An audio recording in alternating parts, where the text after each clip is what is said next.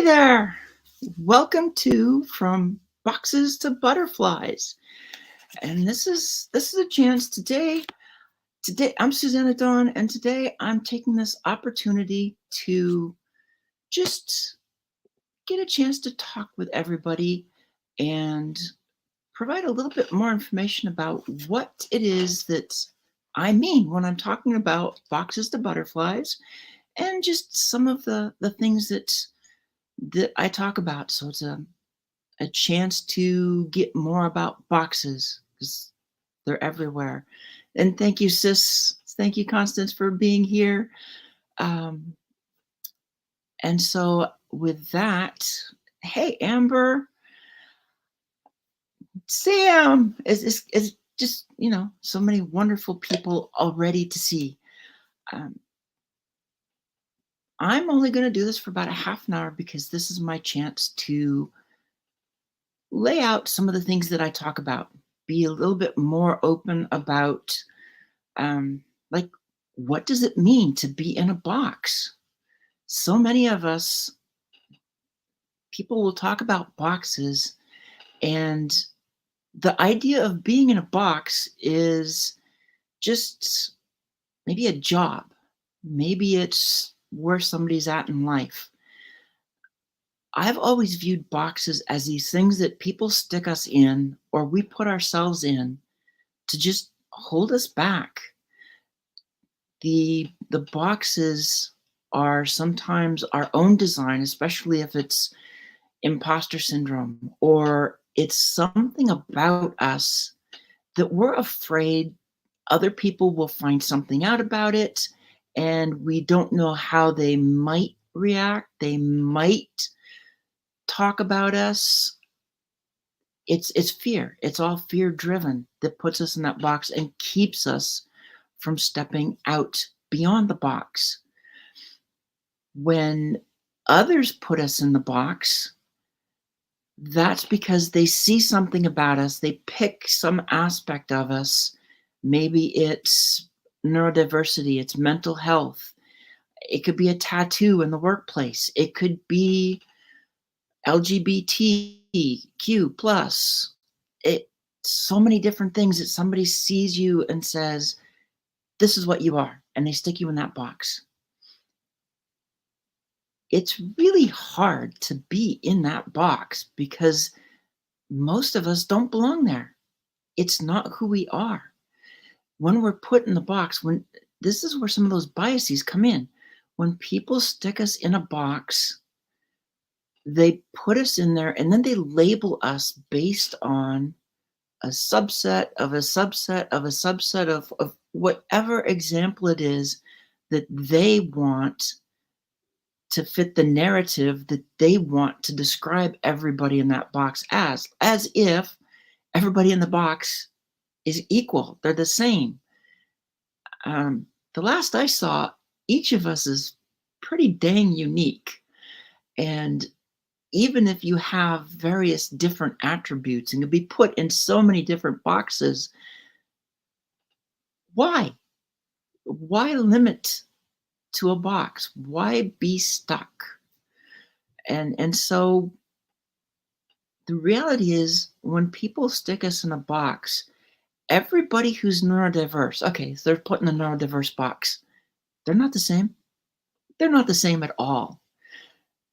They're just as diverse as the rest of the country. They're politically as far left as far right. They have different interests. They're not the same people. So you can't stick them in a box. So when we're stuck in those boxes, it is so hard to break out. So first off, I'm going to kind of call out. I see Carrie's here and Amber, and yes, Amber, it's like burn the boxes. We're just taking them down. The amazing Sia, CJ, Trevor's here, Kristen, Nori, Sam. It's great seeing everybody here. And there's just so much. And Dr. Noopy's here. There's just so much about these boxes. I talk about them because all my life I've been put in them. How many of you have gone through life where people look at you and they say, this is what you are, this is who you are, this is what you're supposed to do, this is what you're expected to do, and then you're stuck. You're in a box and you no longer really know who you are. I mean, inside, we know who we are. I know who my authentic self is. But when I'm being told that I'm supposed to be something that doesn't agree with who I really am, what happens? We get lost. We get stuck. That authentic self, the way I describe the authentic self, because for some, some people have said, oh, that term is just overused. It's used too much. We need something else. And I think about it and it's like, there really isn't another word that fits, because when I look at authentic self, when I look at who I am, that is who I am at my core. And when I talk about my core, I'm talking about my soul. I've known who I am my whole life. I know what my soul is. So when other people try to tell me that I'm something else, I'm fill in the blank, it's hard. You're stuck. You don't know where to go. And yes, Sam, I know what it's like to put ourselves in the box. Oftentimes that's the way I will describe imposter syndrome. That is a box. That is definitely a box that we have built block by block, and just built those walls as thick and as high as we can make it, because we do stick ourselves in boxes.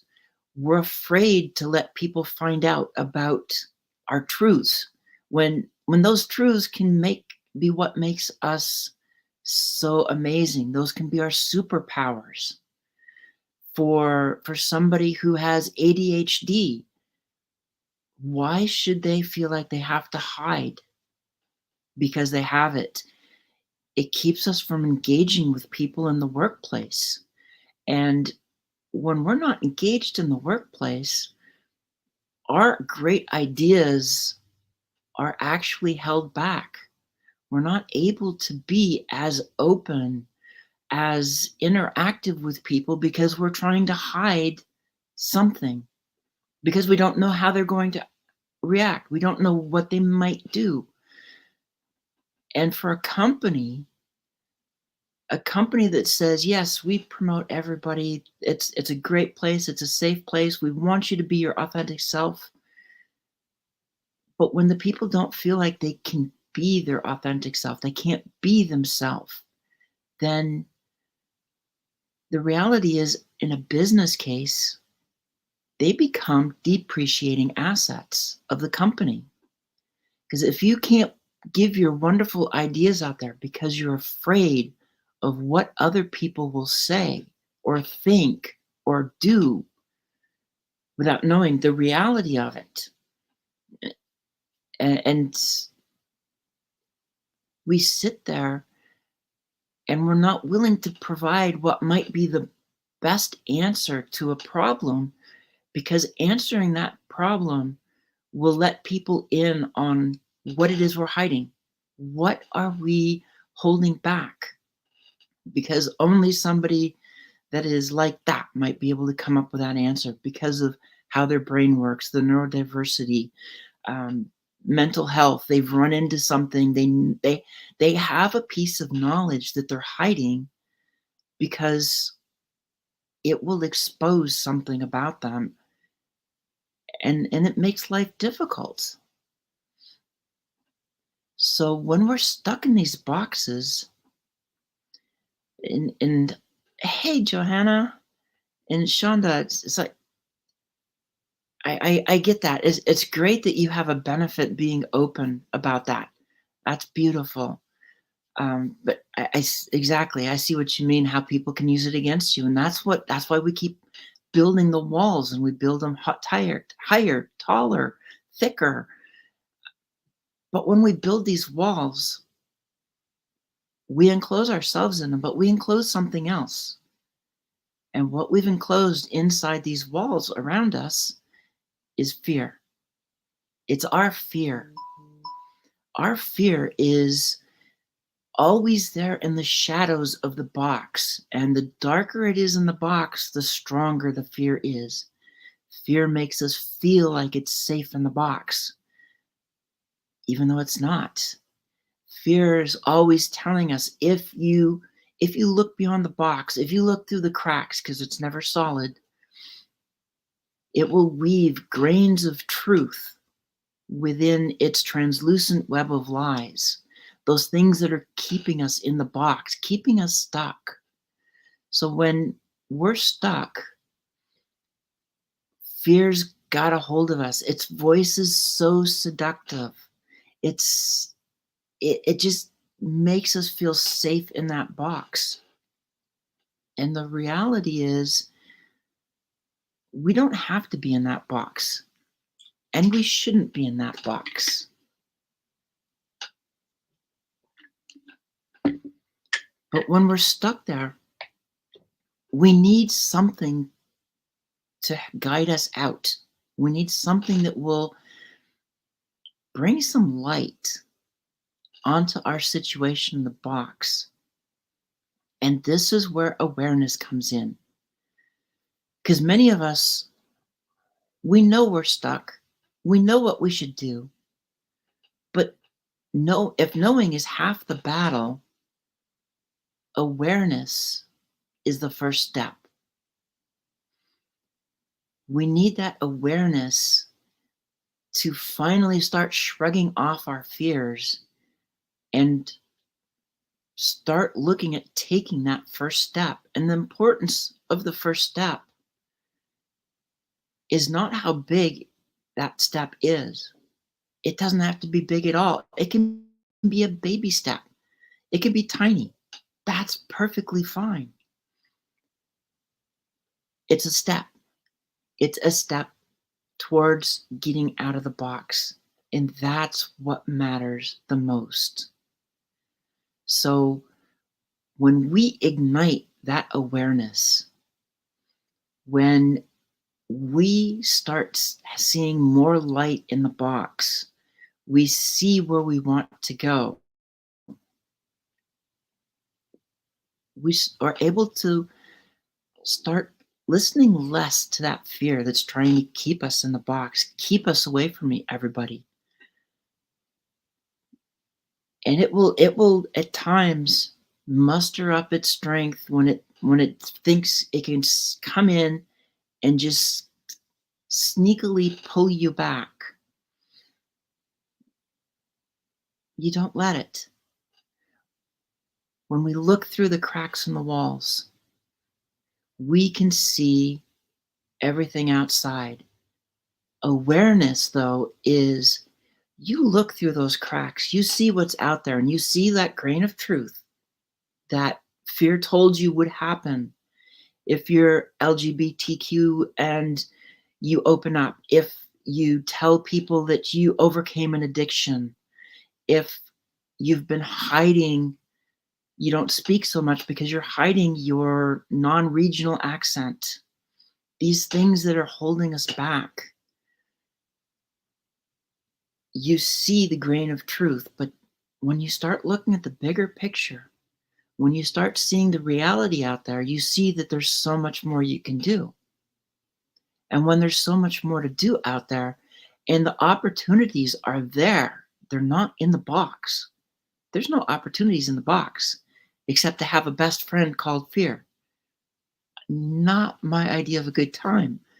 So that's when we need to take those steps. And sometimes it can be hard. When I talk about reinvention, which is an aspect of this, I like to use the picture of a scene from Kong, Skull Island.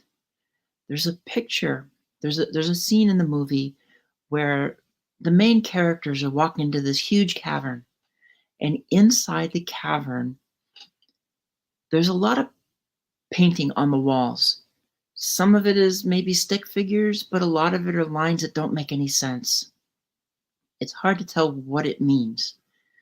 And as they walk towards the center, some of the pictures are kind of moving around. Once they're standing in the middle of the room, they look at the paintings, and there's a huge picture of Kong. When I talk about moving beyond the box, you know what you want to do. The awareness is there. You know the steps you want to take. You know where you want to go. And now it's time to start taking those steps. But you see that picture. It's like in Kong Skull Island. You see the picture. You know where you want to go. You want to go to where that picture of Kong is, but you don't see the path. You see obstacles.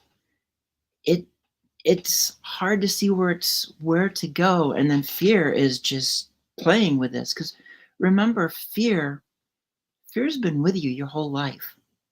Fear knows all of your experiences in life. It knows how to cherry pick which ones will have the most impact on how you think and how you react. And it will use the ones that it thinks will have the biggest impact to keep you stuck in that box. But here's the thing: if you can shift your perspective, or you get that coach, you get that mentor, you get that best friend, you have that group of sisters who they're able to see things from a different perspective. They're able to kind of help you shift your viewpoint enough so that, just like backing away from the center of that cavern in Kong Skull Island, as you back away from it, you start seeing that the picture's not solid, that the obstacles that you were seeing in front of you, they're not so much obstacles anymore. Some of them, now from a different viewpoint, you can see the ways to move around them, to sidestep them. Some of them you see that it's not an obstacle, it's just a speed bump, and you just move past it. With that help, with those people, with that awareness, you're able to move beyond the box. You're able to take those steps, and as much as fear is going to scream, more light is coming into that box with your awareness. And here's the thing: I said fear hides in the shadows. It can only survive in the shadows. The more light that is shed on you and the inside of that box that's holding you back, the things that you've been afraid of on the outside, those fears that you're afraid of, the what might they say, what would happen if I did this, what would happen if I do that, the more light you get, the weaker those fears get, because you're seeing the reality of, this person's doing it and they're successful, that person's doing it and they're successful. You're not seeing the small picture that fear is telling you. You're seeing the big picture. You're seeing there's others who have already blazed the trail before you. You're seeing that people are talking about whatever it was you were afraid of at work, and they're not making fun of it. They're accepting, they understand it. And so as you move, now you're getting to the point where you can move beyond the boxes. And moving beyond boxes is such an exhilarating thing. When you move beyond the box, you have something magical that happens, something amazing. And the best example that I have of this is from my favorite movie, Captain Marvel. When Captain Marvel, when she is trapped at the end of the movie, she's in with the Supreme Intelligence. She knows where she got her power, but she's still trapped in a box with the Supreme Intelligence. And the Supreme Intelligence, there's the fear. It's like, showing her the pictures of all the times she fell down, how she kept falling down, and without them, there's no way she would be as successful as she was now. She couldn't control it, her powers, she couldn't do anything. She was helpless. And in the end, Supreme Intelligence goes, "You're only human," as if being human is nothing. Whereas the Supreme Intelligence and being under that control, being under the control of fear is everything. That's safety. And yet, Carol sees her past. She sees it every time she falls down, and she sees every time she got back up. Every time she got back up. She falls off the rope, she gets back up. She crashes in the go-kart, she gets back up. She's knocked over on the beach, she gets back up. And she looks at the Supreme Intelligence and says, sure, she's human. It's who she is. But the reality is she's been fighting with one arm tied behind her back. And as she takes the chip off her neck that had been holding her back, this is where she breaks out of the box. The Supreme Intelligence is looking scared because the control is now gone. In the real world, Captain Marvel is breaking free of the bonds that have been holding her back. But more importantly, she was shining. In a scene later, Nick Fury goes, "You know you're glowing." It's like, yeah, this is what it's like to move beyond the box and to shine as your authentic self. That part of Captain Marvel is the best picture I've seen of what it feels like to walk out of captivity, walk out of the box, bust the box, not worry that people will find out something about you anymore. That instead you own it. Fear, when you own your fear, fear no longer owns you. And once you own that fear, once you step outside the box, it's up to you to decide who you tell, what you tell them, when, where, how, why you say anything. Because most importantly, you decide if you tell them whatever it was that you've been hiding behind the box. And once you own fear, yes, people might find out. But at that point, it's so what? You are you. And that is what is the most important thing to be. So that is what it feels like to move beyond the box. I see your question, Christine. Um, Parents who refuse to call their trans kids by their preferred name, it's the kid's choice. The parents are trying to put them in that box. The parents are trying to do everything they can by the name, by refusing to accept them, to put them in a box, to try and put them back in the box that the parents can only view them as. But if the kid is able to step outside of the box, to shine as themselves, then it doesn't matter what the parents are saying anymore. Now, it will depend on the age of the kid because there's issues there. But if they're at the point where they can leave the house, then yes. The kid owns it. And again, when you own your fear, because being trans is a fear, when you own that fear, it no longer owns you. You don't, you decide if you even tell anybody. You don't have to tell anybody. And you no longer worry about what might happen if people find out. It's all the kid, the child should know who they are. And it's important.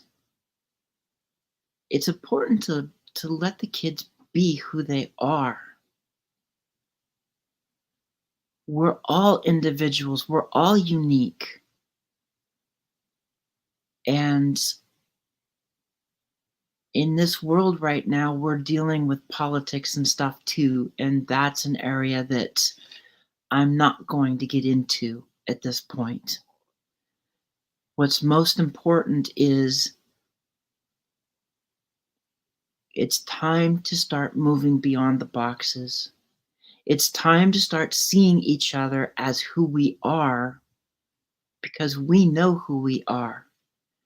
Other people, and let's face it, that woman who had a skiing accident and lost a leg, is she no longer a woman because she's not who she was before?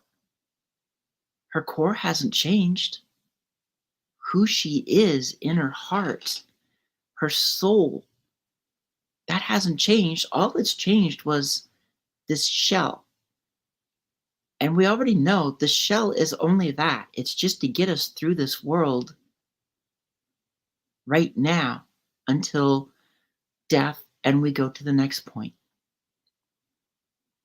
So that's where we're at on the box. There's a couple of things, other things I would like to go into, but man, that half hour went by really fast. The only other thing I'm going to do is kind of touch briefly on a post that I did yesterday where I talk about the armor of God, the book that I have coming out, Search for the Armor of God. Because this story, it aligns exactly with what I'm talking about. The main character, his name is Prince Henry. He's the oldest son of 3.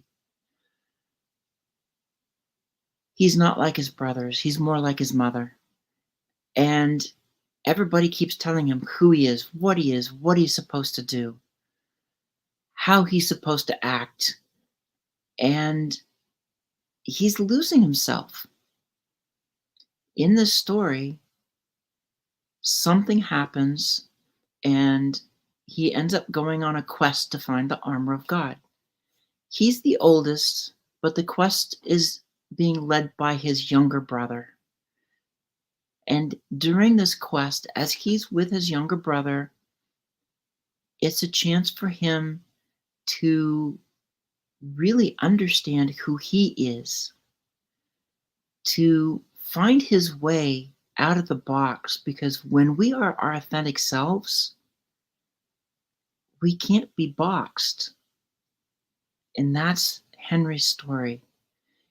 He is going to go on a journey, both physically and both spiritually.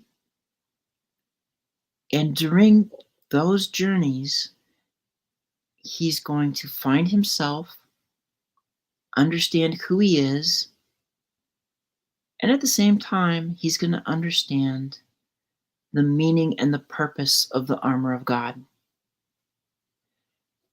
And I'm going to leave you with that. So I want to thank everybody so much for taking time to just be with me today.